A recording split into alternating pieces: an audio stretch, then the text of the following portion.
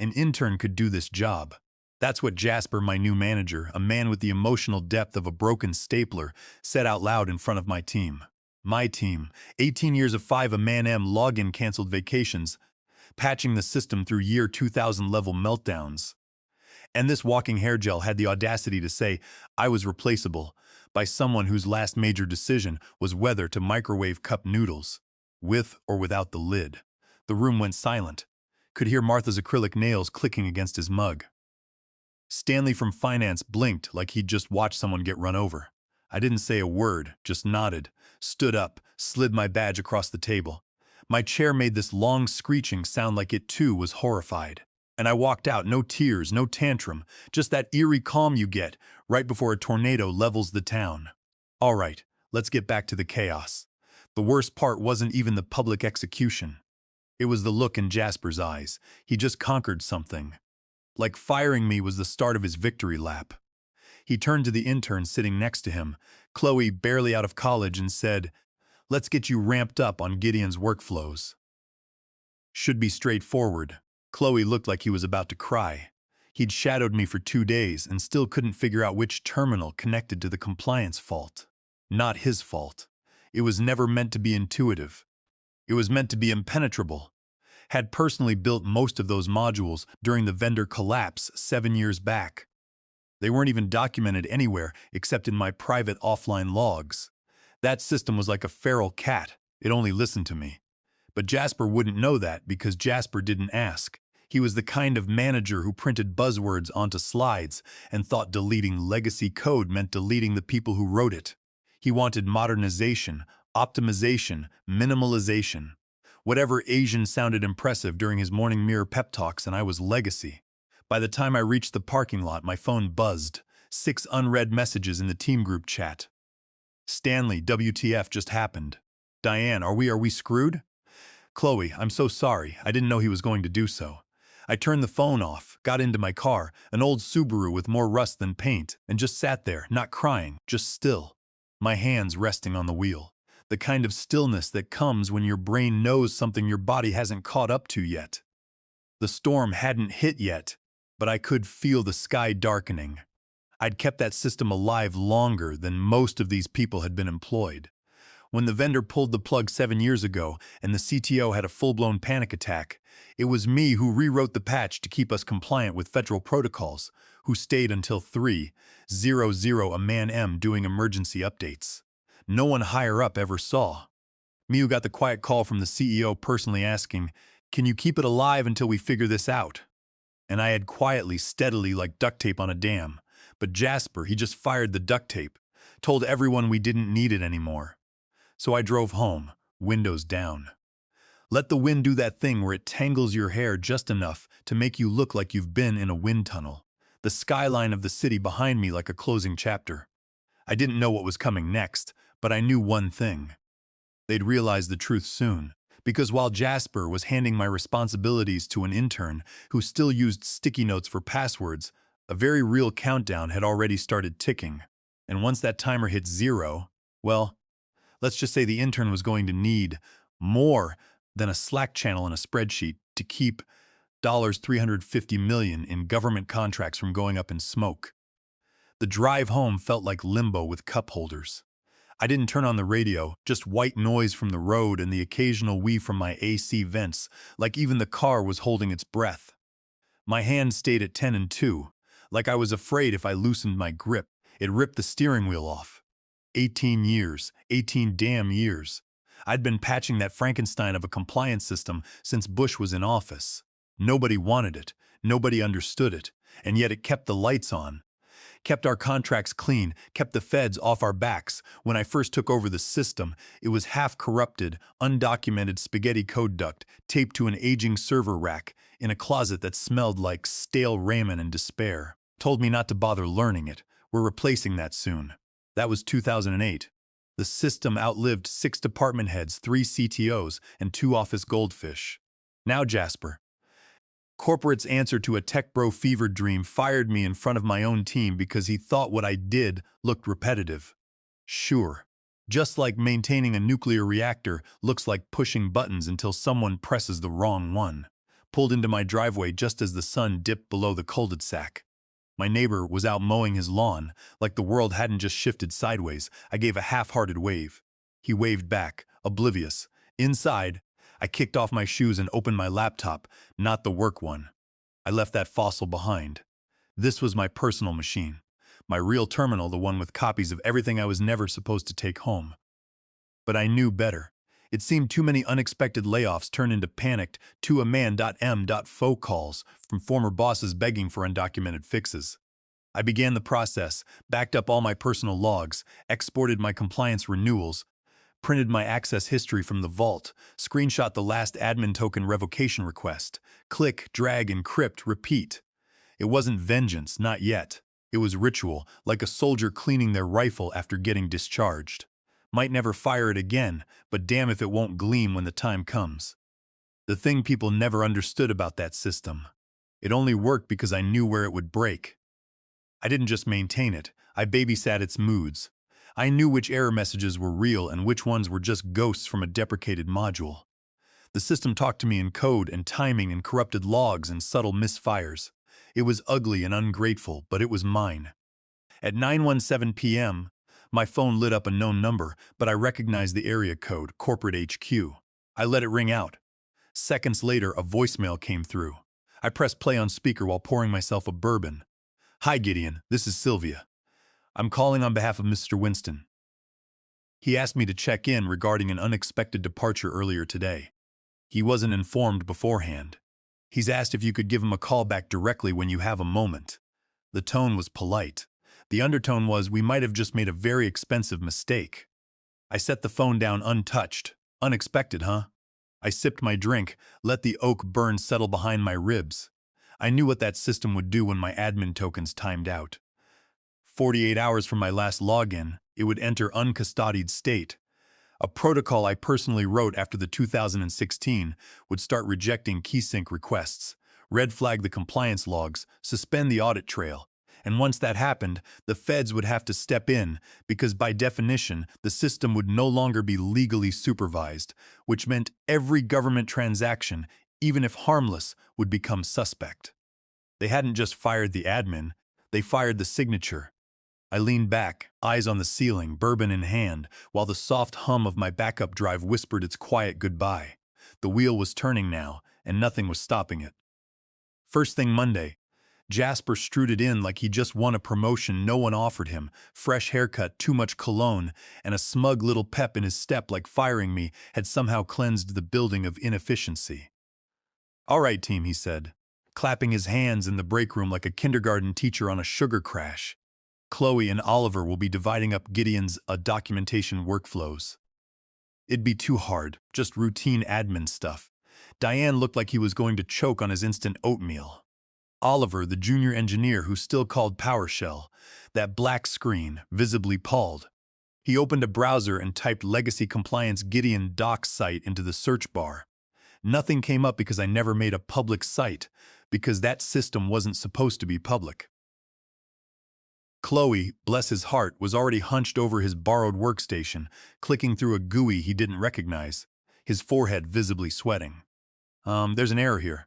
It says Vault 52 token expired, custodian undefined, and then it crashed." Jasper didn't even flinch. "That's just legacy noise. It'll sort it out. Keep pushing." Legacy noise.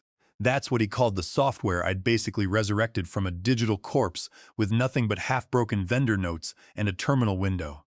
Legacy noise, like it was a fax machine left on overnight. Thing is, that noise had teeth. Vault 52 didn't crash. It shut the door. It only gave that error when the admin token signature went unmatched during a routine audit sync. And it only did that when someone like me, someone who wrote that part of the fail-safe, revoked their own credentials manually, which I had done. At exactly 8:43 a.m. at home, I logged into my secure offline backup console one last time, clicked the big red button labeled Revoke Admin Token. Elk King. It prompted me with a warning. Warning, custodian token removal will initiate compliance audit lockdown within 48 hours if no replacement is assigned and verified. I clicked yes. The screen flashed, then went dark. There it was, the silent kill switch. The system would still look operational from the outside, for now, It would let you poke around. But deep inside, compliance verification thread had just entered a loop. A countdown, waiting, ticking.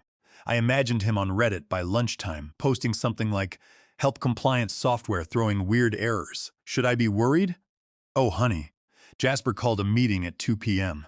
He sat at the head of the table, grinning like a man who thinks spreadsheets are foreplay, so he asked, "Smooth sailing?" Chloe held up his notepad. He looked like he'd aged 7 years since breakfast. "Chloe," he said again, voice dripping with condescension. He mumbled, "I can't get access to the vault. The terminal keeps rejecting my credentials. Did you submit the role reassignment through Access Point?" Jasper asked. "Yes, but it says my role lacks historical signature parity. I don't know what that means." Jasper rolled his eyes so hard.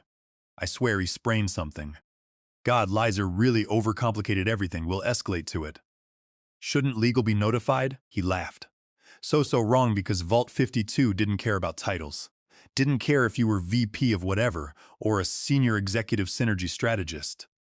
It cared about one thing, that the signature tied to the federal compliant logs matched the one the government had on record. And that signature, mine, no signature, no verification, no compliance, no contracts. Inside, my personal console pinged once. The first ripple hit at 7:42 a man M on Tuesday when the CTO Julian, usually unflappable man who spoke in acronyms and kept stress balls shaped like servers, got an automated alert from the compliance bridge server. Sync anomaly detected, audit logs not verified with central registry for 30 hours. That may sound like tech fluff to most folks, but in our world that message is the equivalent of a check engine light flashing while the hood is on fire. You don't circle back. His fingers hovered over the keyboard like they weren't sure whether to forward the alert or delete it and flee the country. He clicked through the error tree and found the source. Vault 52, my system. The log stopped syncing the moment my token was revoked. He opened a trace report. One line kept repeating, "Custodian notified, signature rejected." And then, like a cherry on the panic sundae, he found my name still listed on every active filing, my digital signature timestamped on the last verified compliance upload. No replacement custodian filed. Nothing. Meanwhile, down in legal, Claire, same Claire who called me on behalf of Mr. Winston, was sipping his morning espresso and scanning the automated compliance digest when he frowned. "Next due today, backup custodian none, risk flag high." His spoon clinked against the porcelain. He picked up the phone and dialed Jasper. "Hey, looking at the quarterly filings," he said, voice level. "Has Gideon's custodial handover been finalized?" "Huh?" Jasper was mid-sea slurp. "Oh, that yeah. Chloe's picking it up. He's got it covered. Gideon's stuff was just old admin procedures." Sylvia paused. "Look, don't worry. We're modernizing. I've got a system-wide simplification plan coming next quarter. I'm telling you, I've got it under control." Ark burst into Jasper's office 6 minutes later. No knock, just stormed in, laptop in hand, open to the audit trace screen. "Tell me you've got Gideon's handover logged with the registry." Jasper, flustered, waved him off. "It's just being dramatic. If this keeps up, they'll shut down our ability to operate under Section 932. "All right, calm down. I'll get Chloe to fix the API keys." "This has nothing to do with API keys. This is about federal authorization. You fired the only person legally cleared to touch that system." Jasper looked like a man trying to lie with his face but realizing he left his poker face in his other suit. He was a middle-tier admin.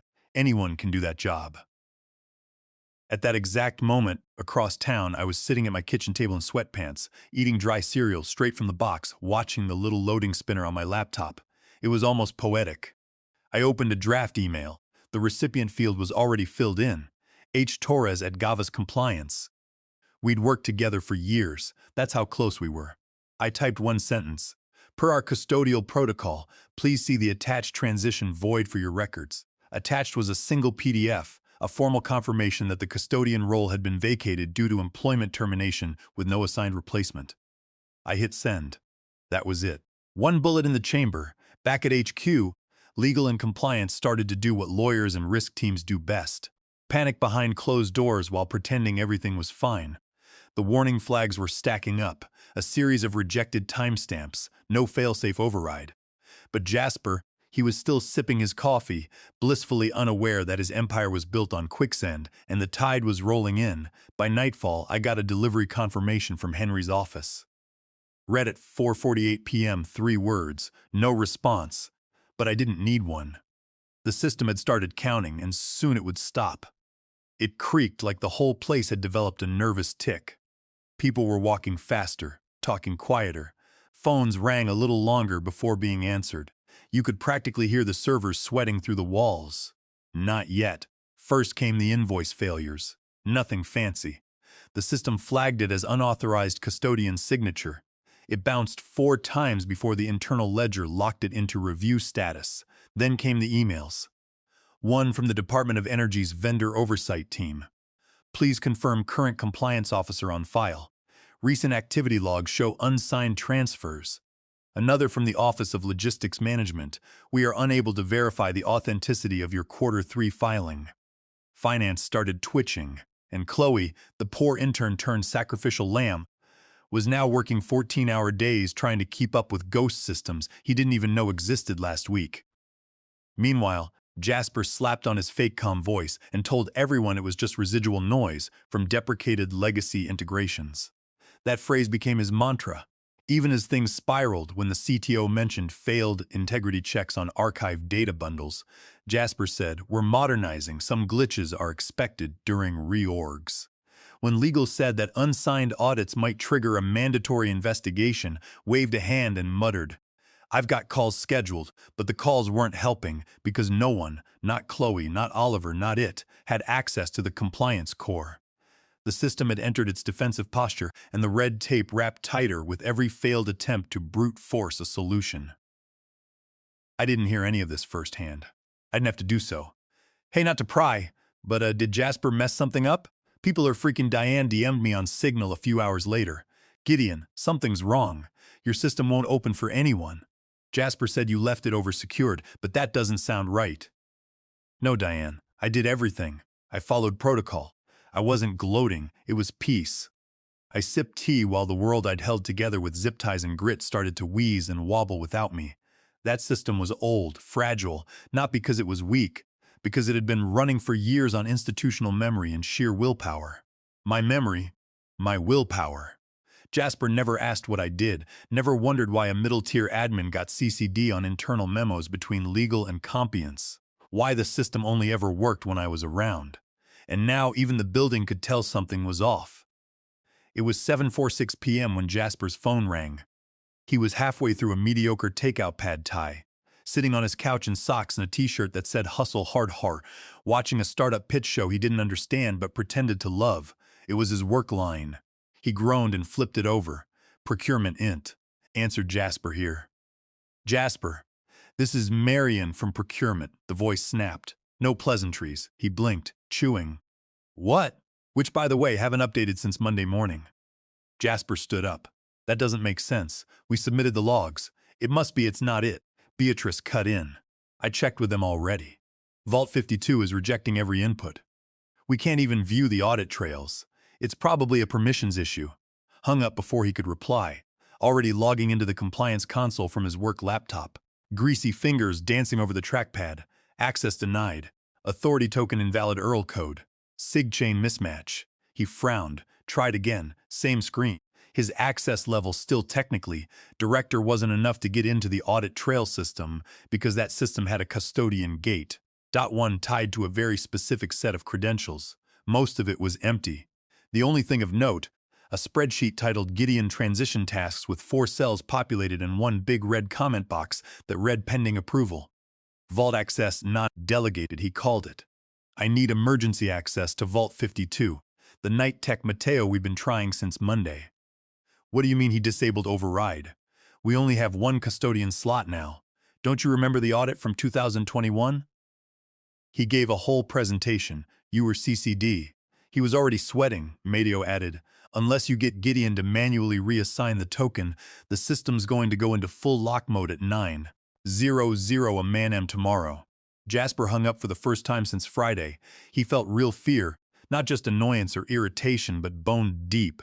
"Oh God, this is actually happening," fear. He opened Outlook, scrolled past a dozen internal threads, mostly people asking if something was broken. Then he clicked New Email. Gideon King at Personnel Mailcom. Subject: Urgent. Gideon, please confirm. Did you officially leave the company? There seems to be a situation developing with the compliance systems. We would really appreciate your help resolving a few items. He hovered, then hit send. Candle burning, the kind of quiet evening that feels like a reward instead of a pause. My laptop pinged with a new message. I saw the subject line and didn't even open it. Then came a second ping from Winston, CEO at company. Subject: Urgent, did you leave? Just that 5 words, no greeting, no sign off. I stared at the screen for a long moment, wine glass halfway to my lips. The window had closed. The transfer was never made. The system was holding the line. At exactly 9:00 a.m. Thursday, 8:59 a.m. The morning meeting in Conference B was already tense. People filed in like they were walking into a courtroom. Chloe clutched a lukewarm coffee with both hands like it might protect him. Diane didn't speak at all, just stared straight ahead, jaw clenched. Ian sat at the head of the table in a tailored navy blazer he probably thought screamed authority.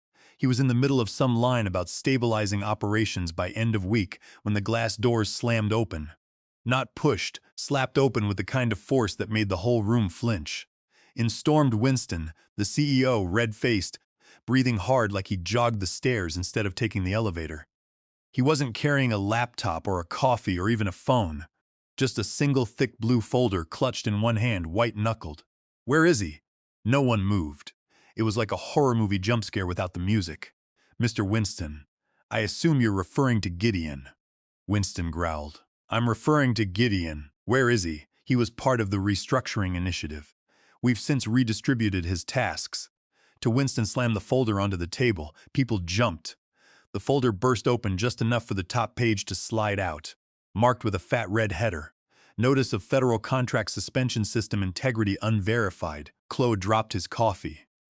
Winston turned slowly toward Jasper, voice low now. Razor sharp, restructured the only person on staff certified to maintain our compliance system.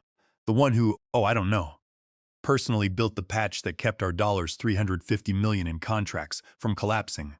Jasper tried to recover. We assigned his team. Assumed. Henley snapped. Do you assume your parachute works before you jump out the damn plane, Jasper? Stanley. God bless him, whispered under his breath. Jesus. Winston turned back to the table and pointed to the second page. All federal transactions are frozen. All contract workflows have been red flagged. And we are officially under preliminary investigation for failure to maintain custodial oversight under Federal Statute 932. Chloe looked like he might cry. Jasper cleared his throat and reached for his laptop. We'll reach out. Have Gideon reauthorize access. He's under no obligation. Henley cut him off. You fired him. You revoked his clearance. You removed the signature without a replacement in place. You didn't. Of course he was. 'Cause he was hand-picked by me to hold that system together after the vendor collapsed. Jasper finally sat down. No more spinning. Just a man slowly realizing he'd pulled the wrong thread, and now the entire quilt was unraveling in front of everyone. I didn't know, he just shook his head once. You didn't ask. Not a word more. Not a plan, not a promise. Just stormed out the same way he came, leaving silence behind so thick it felt like the oxygen had been turned off. Back at home, I was on my second cup of coffee, same hoodie, same quiet kitchen, news on low in the background, inbox clean. Phone screen lit up again with a single line text from a number I hadn't saved. Please just tell me how to stop this. I didn't respond because by now they weren't asking for help. We're asking for a miracle, and miracles weren't part of my job description anymore. The boardroom that afternoon felt less like a meeting and more like a funeral, except no one had the decency to bring flowers. Jasper sat at the far end of the table, collar undone, eyes darting like a trapped animal trying to find an exit that didn't exist. The legal team was huddled in silence, laptops open but untouched. Appliance had printed every page of the suspension notice and laid them out like evidence in a trial. Winston stood at the head of the table, hands flat, face drained. His voice, when it finally broke the silence, was a low, dangerous calm. Jasper, he said, do you even know what his job actually was? Jasper blinked, opened his mouth, closed it. Then tried again. He managed ops reporting internal workflows. legacy documentation procedures. I thought, no. And Lee interrupted, shaking his head slowly. He was the only federally certified custodian for our compliance infrastructure. The only one. You fired the signature. You didn't just fire an employee, you erased our legal right to operate. Someone on the legal team whispered, Jesus Christ. Henley kept going, voice rising only slightly. Gideon was vetted by the Office of Contractual Integrity. He passed level Roman 3 clearance when our vendor collapsed, and no third party could take over the system. I was there when he rewrote the compliance bridge from scratch, using obsolete infrastructure no one else would touch. You know why we never replaced him? Jasper looked up slowly, eyes wide, because we couldn't. Winston slammed a manila folder down in front of him. Gideon's clearance profile sealed with a federal stamp. This wasn't just an HR file. This was a security contract. And you signed the offboarding form like you were tossing out expired printer toner. Jasper stared at the document like it might bite him. He looked pale, smaller somehow. I didn't know, he whispered. That's the goddamn problem. Henley shot back. You didn't know. You didn't ask. You assumed. You thought he was just another quiet worker be pushing buttons while you strutted around babbling about streamlining. Jasper tried to stand. We can fix it. Call him. Offer his reinstatement. It's already been reported. Snapped Claire from legal team. His custodian role was marked vacated and confirmed by the Federal Compliance Office at 4:48 p.m. Tuesday. He filed it clean, precise by the book. And because we had no backup custodian, added the CTO, who hadn't spoken all day, the system interpreted his departure as abandonment. The audit lock is automated. Alt-52 began countdown the moment his token hit revocation. Winston stared at the ceiling for a beat. So what you're telling me is we're done. Unless he comes back voluntarily, Claire said, and signs a new custodial agreement. Yes. Can't we push a reinstatement form? Jasper asked, voice cracking. It won't matter, the CTO replied, not without his physical presence. He built biometric tie-ins, facial signature, keystroke behavior. The system knows it's him. Can't fake that. Christ, no one corrected him. Henley rubbed his face and turned to Claire. Do we have a number for him? He didn't answer our last 4 calls, or emails, or the courier we sent yesterday. I doubt he's going to change his mind. Henley nodded once slowly, like a man marking the spot where the ship hit the iceberg. He looked across the table again. Past legal, past it, straight at Jasper. I gave you the keys to something you didn't understand. Instead of learning what it was, you set it on fire. Jasper looked down at his hands. I thought he wasn't visible. I didn't think he mattered. Sometimes, Winston said, voice like a door closing. The quiet ones are the only thing holding the roof up. No one spoke after that. Back at home, I was reading a book. Not a legal manual, not a technical doc, a novel, fiction, something with no acronyms. My phone vibrated once, a new voicemail from an unknown number. It's it. I'd already done my job.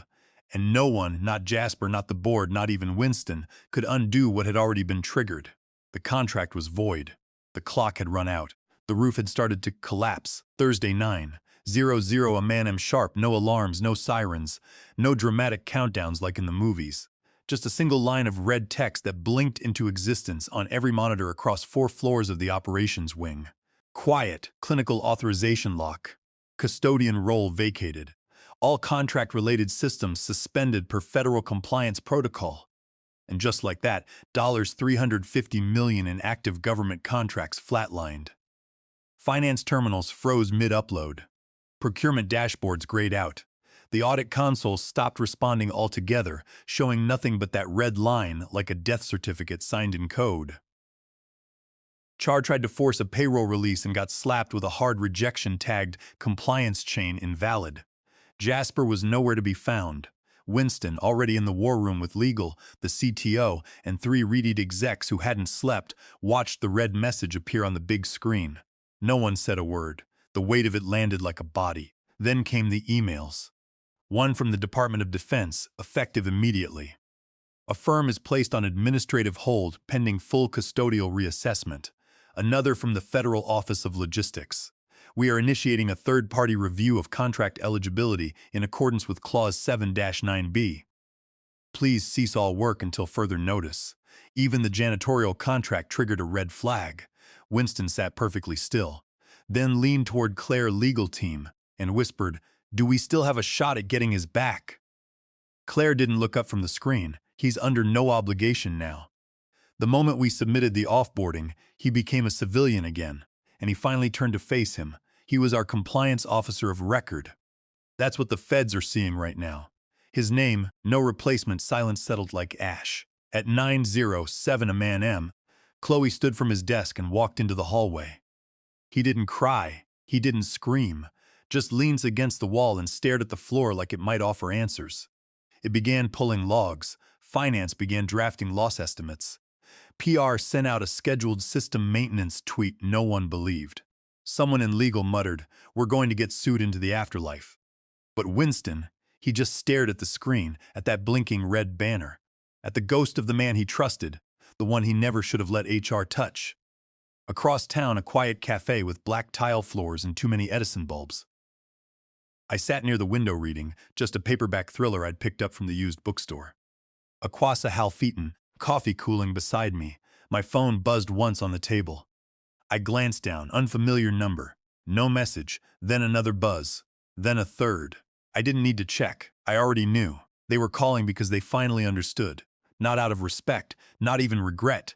Just fear. Fear of the systems I'd held together. Fear of the silence I left behind. I picked up the phone, let it vibrate in my palm a second longer, then pressed and held the power button. Screen went black. In that moment, it wasn't revenge. It wasn't bitterness. It was something simpler, closure, because I didn't burn the bridge. I just let them walk off it and watched from a distance as the structure they thought didn't need me collapsed under its own arrogance.